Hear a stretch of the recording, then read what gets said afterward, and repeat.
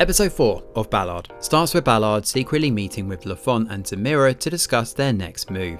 They decide to keep their suspicions of the LAPD a secret until they can actually find some evidence. As they talk, Martina sends Ballard a message about the bullet. Later, Ballard and LaFont meet with Adam, one of the witnesses in Laura's case that Bosch said he found suspicious. Now Adam tells them that at the time Harmon was dating a closeted star. He lied to protect the guy's identity, but he didn't kill Laura.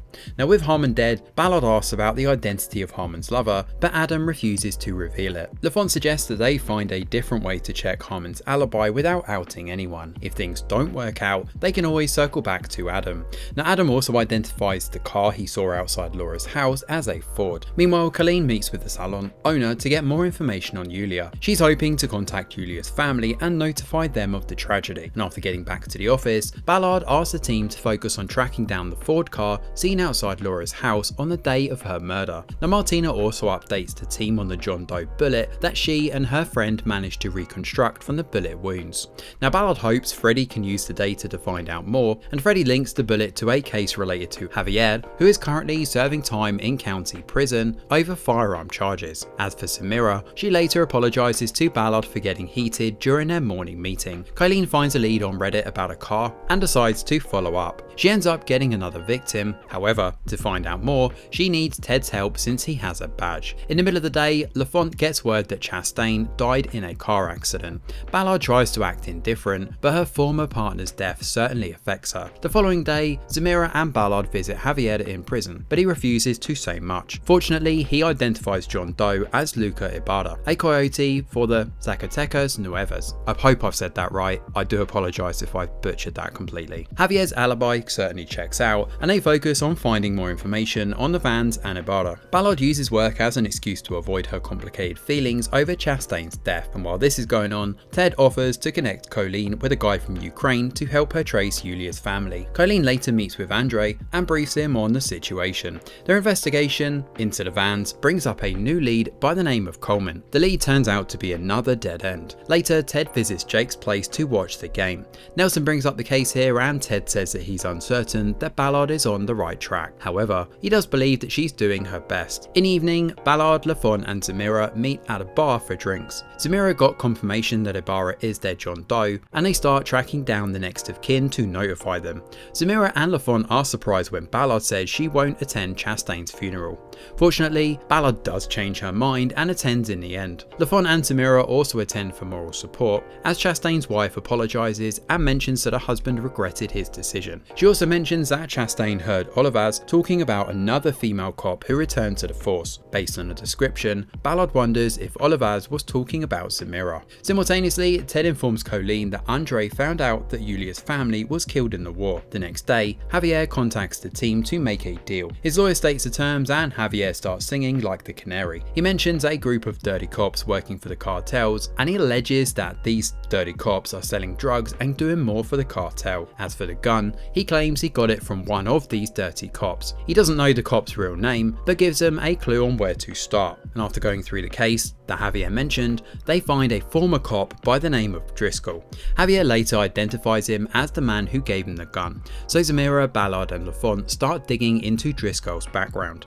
Zamira is pleased to have confirmation of her suspicions finally, while Ballard tells her about the assault by Olivas. However, Zamira doesn't mention what went wrong between her and Olivas, while the episode itself comes to an end with Driscoll meeting with Manny to talk about Martina. Episode 5 of Ballard starts with Ballard and Aaron out on a date. Whilst there, Ballard gets triggered when she misunderstands a customer's interaction with her waitress. Elsewhere, Driscoll calls Manny to get an update on the Martina situation.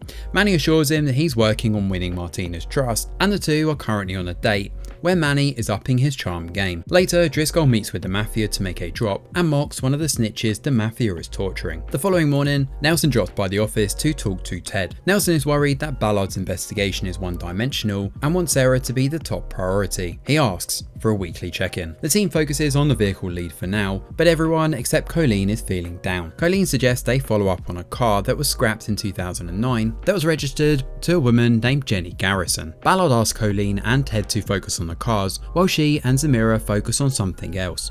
On the ride though, Ballard asks Zamira about her partnership with Olivaz. Unfortunately, Zamira lies and says it was all good. The meeting with Jenny Garrison leads them to her ex-husband, Mike Garrison. Allegedly, he ran away with his mistress Denise back in the day, but no one has actually seen him since. Jenny refuses to allow them to collect Mike's DNA through their daughter. However, Zamira and Ballard go behind her back and contact the daughter, and thankfully she agrees to give her DNA and convinces her mum to do the same. Now LaFont's efforts certainly bear fruit when he links Driscoll to an undercover operation back in the day. Lucas Ibarra was named as one of the informants, and Ballard and LaFont track down the agent in charge of the operation. They discover that Ibarra was Driscoll's, but he allegedly disappeared after he got cold feet. Driscoll reported that Ibarra left for Mexico. However, Ballard and LaFont know exactly what happened and realise Driscoll took out Ibarra to protect the cartel. Now Driscoll did a good job covering everything up. In the evening, the two debrief Zamira and they come up with a new plan to survey Driscoll. After LaFont leaves, Ballard invites Zamira to her place for dinner. Whilst there, Zamira finally opens up about what happened with Olivaz. It turned out he actually raped her, but then gaslighted her to think it was her fault. Ballard comforts and assures her that they will get justice for this. The next day, Ted and Colleen drive to Encino to look at the scrapped carport. Their investigation leads them to a storage unit under Mike Garrison's name. In the meantime, Ballard meets with Damani to check the court records and verify Driscoll's alibi on the day Ibarra was killed. Now Driscoll had claimed he was in court to testify, but there's actually no proof of this. Later that night, Martina brings Manny to the office. This gives him a chance to see how far they've got in their case, and he later meets with Driscoll and tells him that Ballard's team has no leads. He believes the team is more focused on Sarah's case, but Driscoll threatens to hurt Martina if Manny is wrong. At home, Zamira crashes out as she remembers what Olivaz did to her. Meanwhile, Colleen follow up on the storage unit lead and they ask Ballard to get a warrant. Ballard arrives late, but just in time. The team calls for backup and opens a storage unit, and they're shocked to find what looks like the killer's trophies stored in little boxes, which is where episode 5 comes to an end.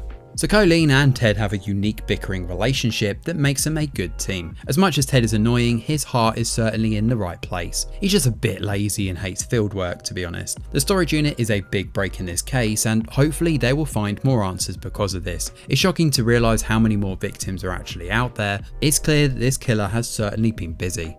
Ballard and Zamira's sexual assault rings true for a lot of women. Olivaz continues to get away with it because the system protects him while it agonises the victims. It's heartbreaking that no one believes them, and he continues to get more victims. On the other hand, Manny is putting Martina in danger here. She has no idea that he's working for Driscoll, and if things get chaotic, the Mafia and Driscoll will do whatever is necessary to protect themselves, even if that means Martina is put in the firing line, leaving everything wide open for where the next episode may go. Thanks for watching, and do let us know your thoughts in the comments below. Smash a like or subscribe to the channel, your support is very much appreciated. I'm Greg Wheeler, and from all of us over here at The Review Geek, we'll see you on the next video.